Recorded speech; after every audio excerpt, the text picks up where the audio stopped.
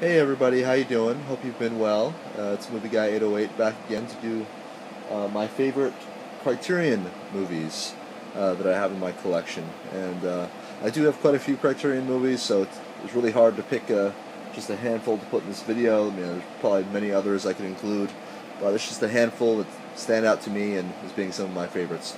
So I'm actually going to start with three films by one director, and that director is Akira Kurosawa. Should be well known to everybody. And start with one of his early films. That's the 1949 Stray Dog. This movie was shot largely in Tokyo in 1949, only 4 years after the end of World War II, and it shows. There's a lot of interesting photography in Tokyo, showing parts of the city that are lively and doing very well, but also showing parts of the city that are still very much showing the devastation of the war that ended only about 4 or 5 years earlier. So again, one of Kurosawa's early films, some great photography, a great performance by Toshiro Mifune there on the front.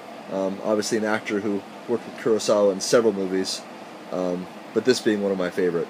And just a really great kind of a cop movie in post-war Japan. Great film.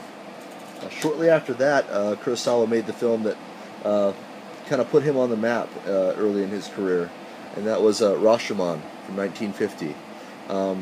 Really a film about memory and about people interpreting the same event differently.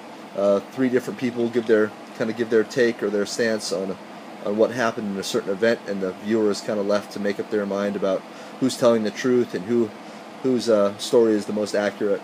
Very interesting film, well done. Early film by Akira Kurosawa, very good. Then, movie that he made much later, 30 years later, in 1980, Akira Kurosawa made the samurai epic Kagemusha, meaning Shadow Warrior. Great color epic right here. Some huge battle scenes, some very good photography involving shadows and coloring and lighting. Fantastic film. He followed this up with his next epic, which was one of his last films, Ran, which I also love. However, I don't have the Criterion release of that film. I have several other releases, but the Criterion release is out of print. This movie is about a shogun who actually died, and instead of telling the people that he had died, his cabinet or the group around him basically just find a look-alike or replacement to replace the shogun with, and tell the people, nothing ever happened. So it's basically about this peasant, this nobody, who basically suddenly becomes the shogun and has to act like he's the same shogun that had died recently. Very good movie. Really recommend that one. Kagemusha. Now I'm going to do another three films by another one of my favorite directors, Stanley Kubrick. Starting with his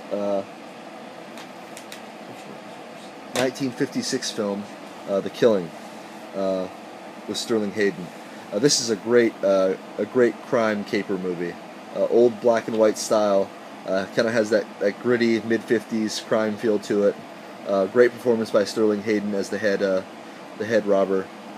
Really takes you through from conception to execution and the aftermath of the whole heist and how it goes down, and has a great ending, which I won't give away, but really just the complete package by Stanley Kubrick here, and a great release by Criterion of this film, which I really love. And then the next year, actually in 1957, he made Paths of Glory with Kirk Douglas, World War I film. Basically about the French army in the First World War engaged in trench warfare, and how after a group under Kirk Douglas's command basically refused to advance, or so they are accused of doing, several men are sentenced to die by firing squad because of their cowardice, and basically just goes into the lunacy of war, and how basically it makes no sense to kill these men, and Kirk Douglas gives some very good performances on their behalf, arguing for the men's lives to be spared. Just a great movie about war and the senselessness of it, and great film by Stanley Kubrick. And the third Stanley Kubrick film I have here was in a couple years later, in 1960, Obviously Spartacus, again with Kirk Douglas. Just a great Roman gladiator film, an epic. Obviously this one's kind of beat up. I've had this one forever. One of my really favorite films. Love this movie. Some great early kind of color, Technicolor film footage. Good performance by Kirk Douglas again in this one.